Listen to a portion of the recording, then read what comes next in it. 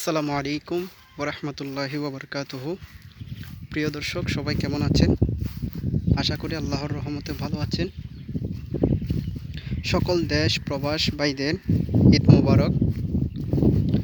রসুল পাক সাল্লাল্লাহু আলাইহি ওয়াসাল্লাম হাদিসের মধ্যে ইরশাদ করেন, তোমরা বেশি গরুর দুধ খাও, গরুর দুধের মধ্যে শিফা রয়েছে।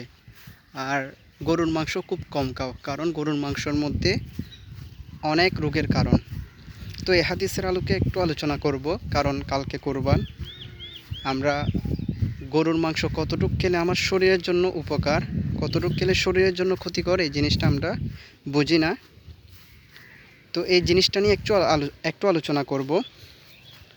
গরুর মাংস এটা ডিপেন্ড করে আমার বয়সের উপর এবং আমি কি পরিমাণ খাচ্ছি। আমি যদি ডেলি 100 গ্রাম বা 120 গ্রাম ধরি, যদি আমি প্রতিদিন খাই, তাহলে এটা আমার শরীরের জন্য ক্ষতি হবে। আর আমি যদি সপ্তাহে একবার অথবা দুইবার 100 গ্রাম খাই, তাহলে এটা আমার শরীরের জন্য উপকার।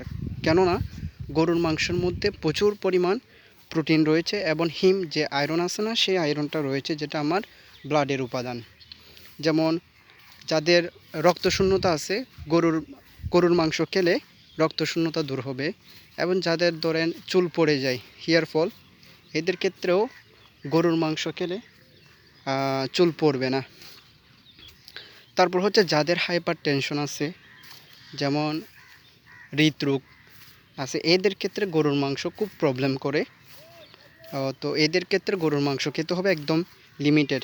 ধরেন সপ্তাহে একবার অথবা মাসে একবার অথবা দুইবার এরকম খেতে হবে। 100 গ্রাম 120 গ্রাম, এর চেয়ে বেশি খাওয়া যাবে না।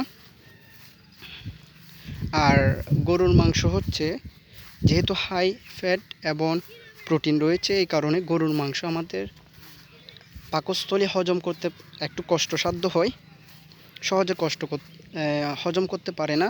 তো আমরা যদি গরুর মাংসের সাথে সালাদ খেয়ে ফেলি, শশা, তাহলে হজমটা খুব দ্রুত হয়।